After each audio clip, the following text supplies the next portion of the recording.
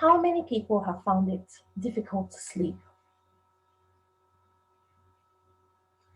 There are times when you lay in bed, you toss and turn, you don't know when you're going to go off to sleep, and you have got things to do. Sometimes it's due to the way you feel or news you've heard. Which one is it for you? This is Duni from Joe Academy, and today I'm going to talk about the inability to sleep, especially when you're grieving. During grief, many people go through the phases at different times, all at once, the tsunami of emotions. It can be overwhelming, and to be quite honest, it's such a big problem. Now, when you have things like that, when you have feelings and thoughts going through your mind as well, the possibility of sleeping is very slim. So, would you want to go and pop some pills to help you sleep? Or do you want to get to the root cause and find out what exactly you can do that might involve you putting things in place and might reduce the risk of you having to take medication?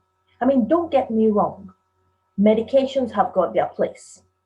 And at some times, we do prescribe medications when needed. However, there are certain things that we can do that can help us improve our sleep. Before we go into all that, let's talk about what causes you not to feel like sleeping when you are grieving. Very importantly, when you have got emotions of anger, of guilt, of fear, of sadness, sometimes worry, you find it difficult to focus on now. You're thinking about the past, missing the person you've lost, or missing the thing you have lost. Or you're thinking about the future, thinking about the impact this loss will have on your future, on your life, on the lives of others. Especially as busy caregivers, it's a very difficult thing that we face. When all these are going through your mind, your brain is working overtime to try to sort things out and help you come up with a plan. But because the emotions are just raging as well, you're not having the thinking part of your brain actually coming out with a clear plan.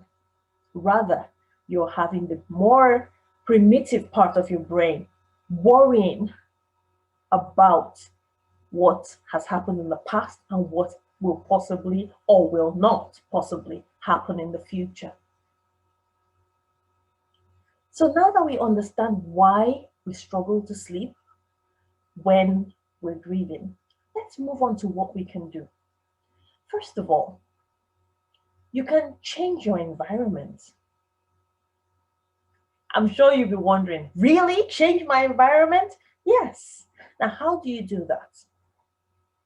When people are grieving, most times their thought of putting things in order may not be the top priority on their mind.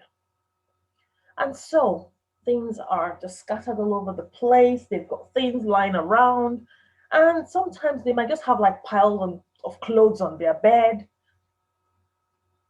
Clearing the environment, creating an atmosphere in your sleeping space will go a long way to help you get into bed and actually fall asleep. Another thing you can do is reduce any noise. Now, when people hear about a bad news or they've lost someone or something, we tend to try to entertain ourselves sometimes.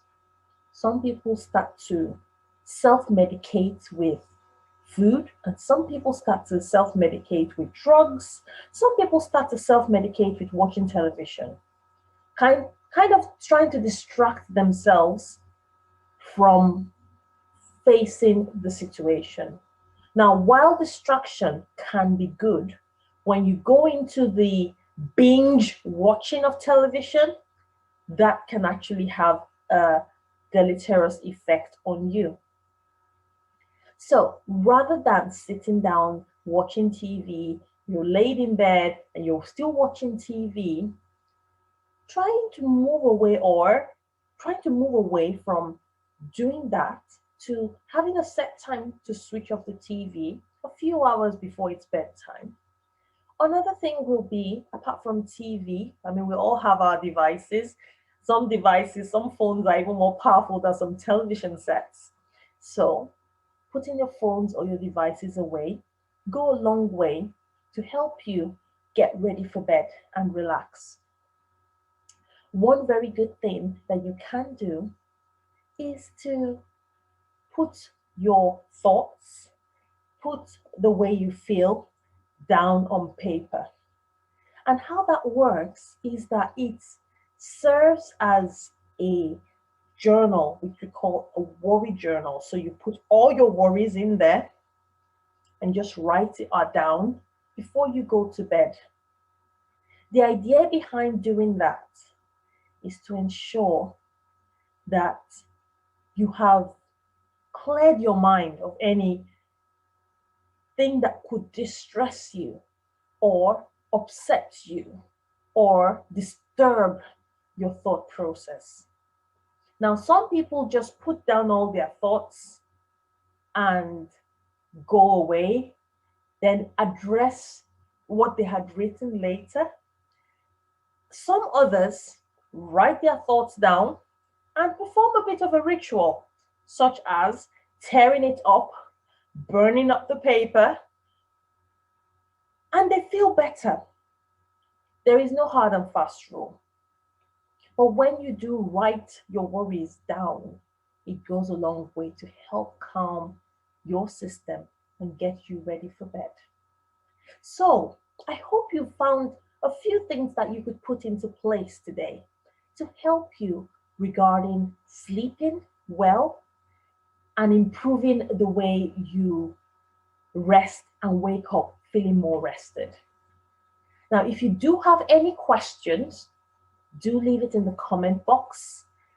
Let me know what your thoughts are, what your main takeaway points are. And until next time, when we talk about other issues like this is Duni from Drew Academy. I ask that you stay well.